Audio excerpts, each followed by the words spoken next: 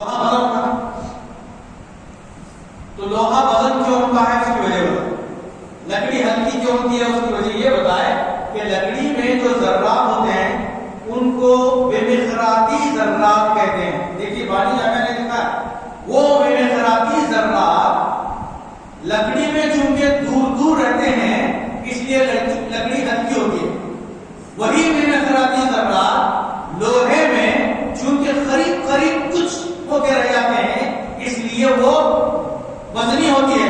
اب اللہ کے رسول نے ان ذرات پر حکم لگایا جس طرح حضرت عباس کو ہاتھ میں دیتے ہوئے بتایا کہ لوہے تلوار ہے اور لکڑی پر بھی حکم فرمایا اے لکڑی میں رہنے والے بے مخراطی ذرات تم دور دور ہونا اب میرے حکم سے قریب قریب ہو کر تلوار ڈالے. یہ بانی جامعہ نظامیہ نے ہم کو تشریح بتائی اور اس سائنٹیفک طریقے سے ثابت بھی کر دیا. تو حاضرین آپ اندازہ لگائیے کہ مالی کو مختار ہے. میں ایک بات اور یہاں میں عرض کرتا ہوں. قرآن مجید میں ہے کہ النبی اولا بالمؤمنین النبی اولا یہ نبی تمہارے زیادہ کیا ہے اولا بالمؤمنین من انفسہم تمہاری جانوں کے تم سے زیادہ مالک ہے. کیا پہلا ترجمہ ہے اللہ اکبر. یہ نبی النبی ہو اولا اولا کے معنی قریب کے بھی ہیں بہت قریب کے ہیں لیکن سیاق و سواد کے اعتبار سے مفتی احمد یار نے یہ ترجمہ بڑا پیارا کیا ہے کہ یہ نبی اے مومنوں اے انسانوں یہ نبی تمہاری جانوں کے تم سے زیادہ مالک ہے. تم جتنی اپنی جان کے مالک سمجھتے ہو یہ تمہارا مالکانہ پن یہ مطلق نہیں ہے مقید ہے. یہ حقیقی نہیں ہے مجازی ہے. بعد میں واپس کرنا پڑتا ہے. ہماری جان ارے مجازی جان ہے اس کو واپس کرنا ہے ادھار لیے سو اللہ کے پاس ہے دینا نہ واپس اس کو. تو اب جان جو ہماری چند دنوں کے لیے ہمارے جسم میں رکھی گئی ہے عارضی طور پر تو ہم کتنی حفاظت کرتے ہیں کتنی جتن کرتے ہیں کتنا جتن کرتے ہیں. گاڑی آ رہی ہے سامنے ادھر سے جاؤ کیوں بھائی یہ تو جان بول رہا ہے بچاتے نا اپنے آپ کو ایسا بچاتے ہیں ویسا بچاتے ہیں یوں بچاتے ہیں. اب جتنا بچانے کا لحاظ آپ خود رکھتے ہیں دوسرا رکھتا ہے کیا بازو والا رکھتا ہے کیا نہیں رکھتا کوشش کرتا ہے مگر جتنا زیادہ آپ بچانا چاہتے ہیں دوسرا کوئی اپنے آپ کو نہیں بچا سکتا. تو آپ کتنا بچاتے ہیں اس کا اندازہ ہوا اس سے زیادہ بچانے والے آقا ہے صلی اللہ علیہ وسلم. یہ نبی تمہاری جانوں کے تم سے زیادہ مالک ہے. تم جتنے مالک ہے نا یہ نبی تو تم سے زیادہ مالک ہے. مطلب یہ ہوا کہ ہمارے آقا صلی اللہ علیہ وسلم ہم ان کی مملوک ہیں تو ہم رسول اللہ علیہ السلام کی کثرت کرتے رہے بار بار درود شریف پڑھتے رہے تو یقیناً ہم بھی حادثات سے بچا لیے جاتے ہیں. اللہ کے رسول جو ہے وہاں بچانے کے لیے آتے ہیں کیوں کہ اللہ کے رسول کو وہ طاقت وہ قدرت وہ اختیارات اللہ کی جانب سے عطا ہوئے. رسول اللہ کو بھی جو طاقت ہے وہ ذاتی نہیں ہے. ذاتی تو طاقت اللہ ہی کو سزاوار ہے. اس ذاتی طاقت رکھنے والے اللہ نے اپنی حکمت سے اپنے نبی کو بھی وہ طاقت و قدرت عطا فرمایا صلی اللہ علیہ وآلہ وسلم. تو وہ تلوار بن کے وہ تلوار سے لڑتے رہے. اچھا ایک بات اور سنو جنگ بدر میں آپ نے جنگ بدر سے ایک دن پہلے دعا کی رات میں اور صبح کو نماز فجر پڑھنے کے بعد آپ نے پڑھائی نماز فجر پڑھانے کے بعد میدان بدر میں آ کر ایک چھڑی سے بتایا آقا نے یہاں ابو جہل گرے گا یہاں فلاں مرے گا یہاں عتبہ مرے گا یہاں شیبہ مرے گا. اور جیسا ہی آقا نے چھڑی لگا کر بتا دیا تھا دوسرے دن دیکھا گیا کہ وہیں ایک بھی انچ کا فرق نہیں ہوا. اب بولو آقا ایک دن پہلے کیسا بولے صلی اللہ علیہ وسلم. مدینے آپ کے اس جنگ بدر کے اس عمل سے آقا کے علم غیب کا بھی معلومات ہو جاتے ہیں کہ آقا کو اللہ تبارک و تعالیٰ نے علم غیب سے بھی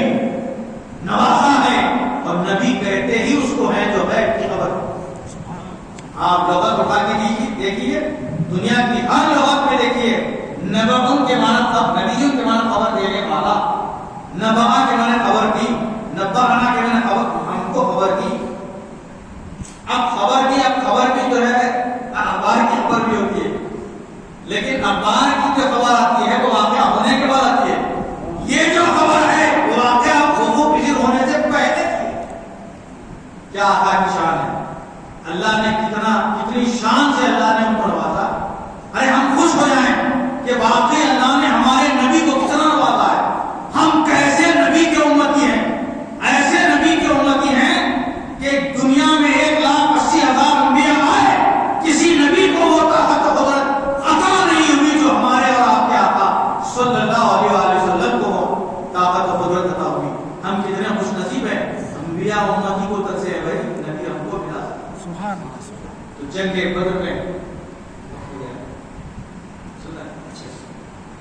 جنگ بدر میں آقا دو جہاں سرور کائنات صلی اللہ تعالی علیہ وآلہ وسلم نے کہ کئی ایسے رموز بھی جو ہے واضح ہو جاتے ہیں کہ لوگوں کو یہ اندازہ ہو گیا کہ اب جو شان و شوکت کفاران قریش کی تھی، ان سرداران قریش کے 11 سرداران قریش جنگ بدر میں ختم کر دی، نار جہنم میں پہنچا دیا.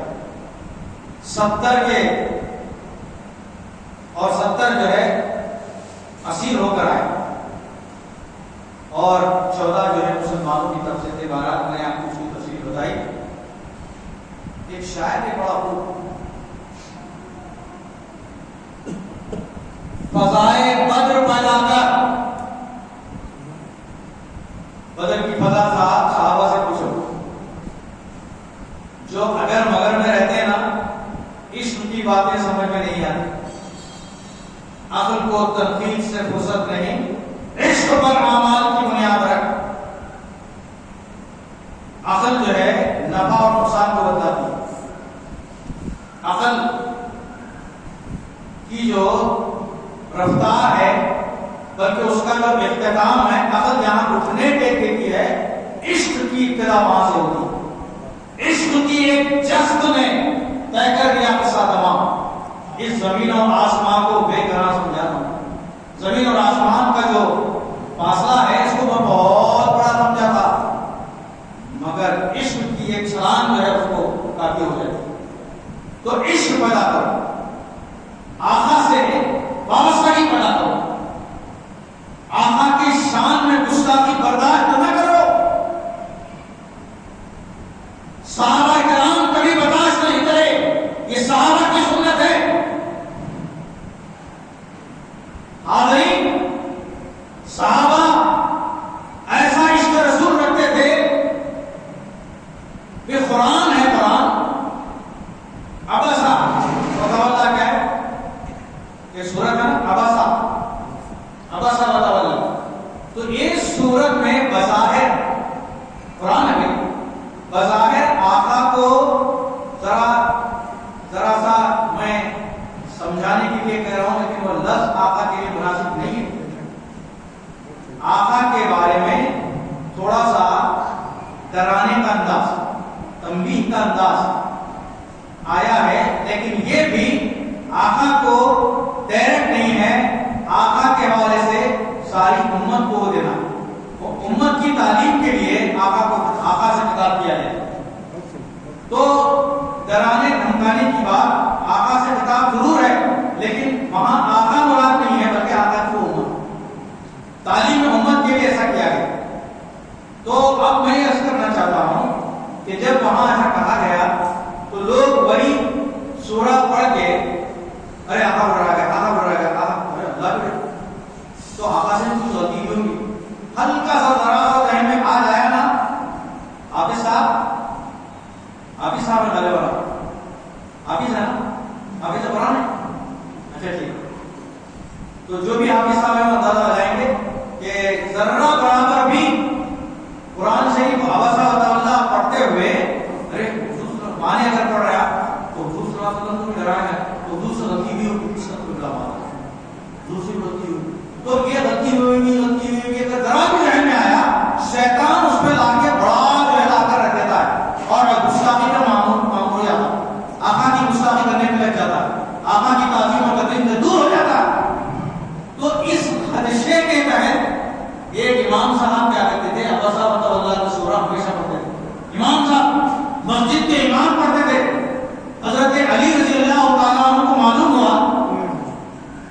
حضرت علی نے اس کو بلا بھیجا اور پوچھا کہ کیا آپ واقعی یہ پڑھتے ہو؟ ہاں پڑھتا ہوں، قرآن ہے، قرآن پڑھنا ہے نا نماز میں، تو ٹھیک ہے پڑھیے، لیکن آپ بار بار کیوں پڑھتے ہیں؟ وہ بار بار پڑھتے تھے، ان کو اچھا لگتا تھا۔ آقا کے بارے میں اگر ذرا تنبیہ ہوئی ہے تو وہ تنبیہ کا ذکر بار بار کرنا اس کو اچھا لگتا تھا۔ جب اس نے کہا مجھے اچھا لگتا ہے، حضرت علی نے گردن اڑا دی۔ حضرت علی نے رضی اللہ تعالیٰ عنہ اس امام کی گردن اڑائی جس امام نے آقا کے ہاتھ پر بیعت کی، مسلمان ہوا تھا لیکن دل میں اس کے عشق رسول جلوہ گر گئی۔ تو یہ صحابہ کی سنت ہے کہ آقا کو جناب سفر کائنات صلی اللہ علیہ وسلم کو ہر لمحہ، ہر جگہ، ہر طبقے میں، ہر مناسب مقام پر آقا کا تحفظ اور آقا کی تعظیم، آقا کی تکریم ہم پر واجب ہے۔ قرآن نے کہا کہ وَتُعَزِّرُوهُ وَتُعَزِّرُوهُ، اے لوگوں میرے حبیب کی تم خوب تعظیم کرو، خوب تکریم کرو۔ تم جتنی تکریم اور تعظیم بنا لائیں گے اتنا میں خوش ہوں گا۔ تو اللہ خوش کس سے ہوتا ہے؟ تعظیم سے خوش ہوتا ہے کہ توہین سے؟ تعظیم ہی کی بات کریں۔ اس لیے میں نے لفظ میلہ کو بھی اس لیے ذکر کر دیا کہ لفظ میلہ کا بار بار تکرار اس میں ہو رہی ہے، تو لہذا اس کو میلہ کی جگہ کوئی دوسرا لفظ بٹھائیے یا پھر دوسری نعتیں پڑھیے۔ تو آقا نامدار صلی اللہ علیہ وسلم جنگ بدر میں کیا ہے 5000 فرشتے، اور کس طرح سے صحابہ فرما رہے ہیں یا رسول اللہ ابھی ہم جس سامنے والے دشمن کو ختم کرنا ہی چاہتے ہیں، ہم سے پہلے وہ ختم ہو جاتے ہیں، ہم کو معلوم نہیں کون قتل کرتا ہے۔ تو آقا نے فرمایا یہ بھی علم غیب رکھو، آقا تو تھے نہیں وہاں، لیکن آقا نے فرمایا وہ فرشتے ہیں جو اللہ نے ہماری مدد کے لیے فرشتے بھیجا، اور قرآن میں ذکر ہے اس کا، فرشتوں کے بھیجنے کا جنگ بدر میں قرآن میں ذکر رہتا ہے۔ اسی لیے کسی شاعر نے کہا فضائے بدر پیدا کر، وہ فضا پیدا کر، وہ ماحول پیدا کر، وہ جذبہ پیدا کر، وہ عشق رسول پیدا کر جو صحابہ کے اندر تھا، بغیر تلوار کے بھی آقا کے اشارے پر کود پڑ گئے اور کامیاب ہو گئے۔ فضائے بدر پیدا کر، فرشتے تیری نصرت کو۔ آج بھی وہ فضائے بدر اگر پیدا ہو جاتی ہے، وہ صحابہ کا بدر کے میدان میں ہوا کی طرح لپک لپک کر کفار میں خورائش پر حملہ ہو کے پشتوں کے پشتے ہلاک کرنے کا جو جذبہ ہے، وہ جذبہ اور وہ فضا پیدا کر، فضائے بدر پیدا کر، کیا ہوگا؟ فرشتے تیری نصرت کو۔ جس طرح بدر میں 5000 فرشتے آئے تھے میدان میں تیری مدد کو، تیری مدد کے لیے آئیں گے، مگر وہ فضا اپنے اندر پیدا کر، وہ جذبہ اپنے اندر پیدا کر، پھر کیا ہوگا؟ فضائے بدر پیدا کر، فرشتے تیری نصرت کو۔ اترتے ہیں گردوں سے، اترتے ہیں گردوں سے، اتر آئیں گے گردوں سے، گردوں کا آسمان سے اتر آئیں گے، خطار اندر خطار اب بھی، خطار اندر خطار اب بھی۔ تو آج جنگ بدر کے اس تذکرے سے سبق کیا مل رہا ہے؟ سبق یہی مل رہا ہے کہ ہم کسی بھی موڑ پر فضائے بدر پیدا کرنے کی کوشش کریں۔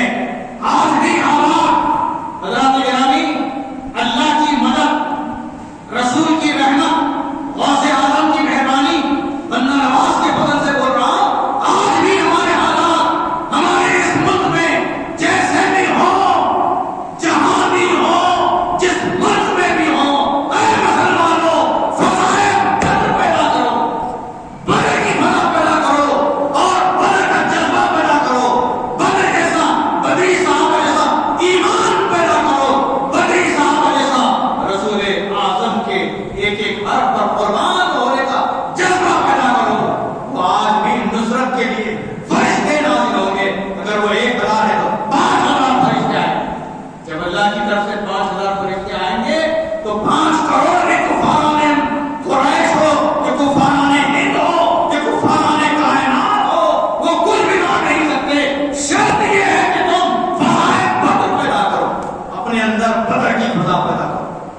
قرآن نے کہا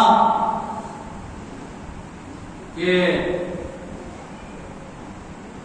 ان کنتم مومنین، تم ہی غالب آؤ گے، وانتم الاعلون، ارے قرآن ہے بھائی، وانتم الاعلون، you will only be dominating personalities, only Muslims, only عاشقان مصطفیٰ، اور the dominating personalities provided ان کنتم مومنین، شرط یہ ہے کہ تم مومن بنے، شرط یہ ہے کہ بلائے بدر پیدا کرو، شرط یہ ہے کہ مومن ہو۔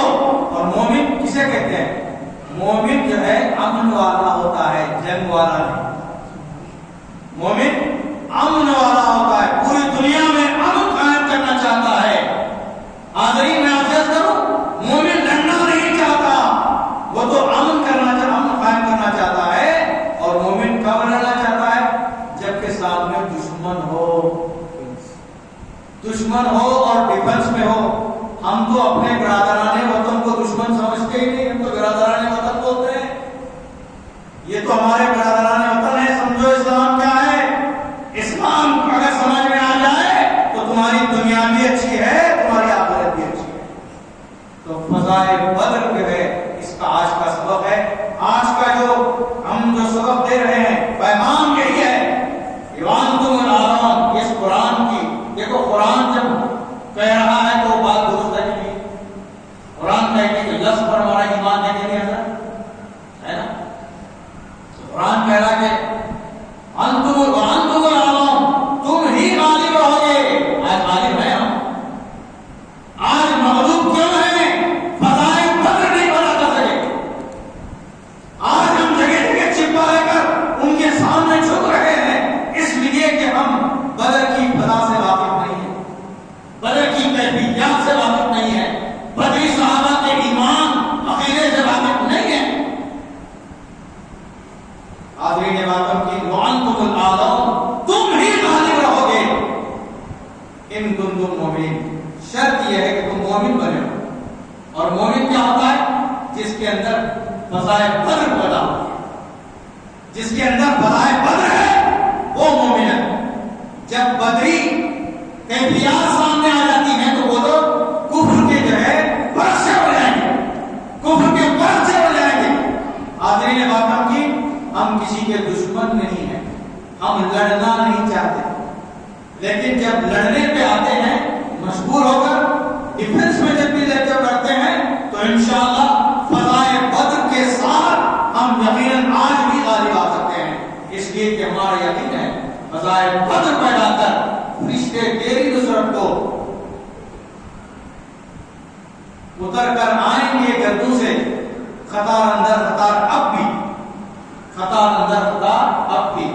بہرحال جنگ بدر کا یہ پیغام، اس پیغام کے ساتھ میں نے اس واقعے کو بیان کیا ہے۔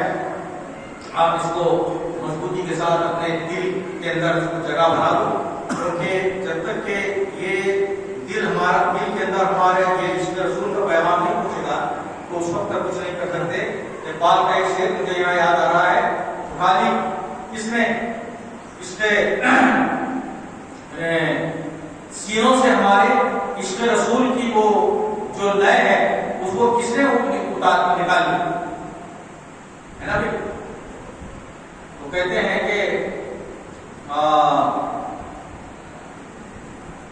عشق کی تلوار ہمارے پاس نہیں ہے، علم تو ہے، علم جو ہے بمنزل ہے نیام ہے، نیام تو ہے ہمارے پاس، عشق کی تلوار نہیں ہے۔ اور جنگ میں جانا چاہنا کیسے نہیں؟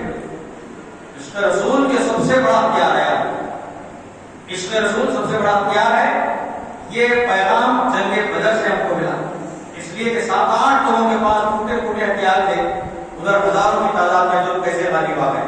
تو وہ چیز، وہ ذہن، وہ کیفیت اگر ہمارے اندر آج بھی ہے تو ایسے ہزاروں کیا لاکھوں کیا کروڑوں بھی سامنے ہوں تو انشاءاللہ بھوسے کی طرح نکل کر چلے جائیں گے۔ یہ جنگ بدر کا پیغام ہے۔ آئیے کچھ دیر تذکرہ کرتے ہیں حضرت بی بی عائشہ صدیقہ رضی اللہ عنہا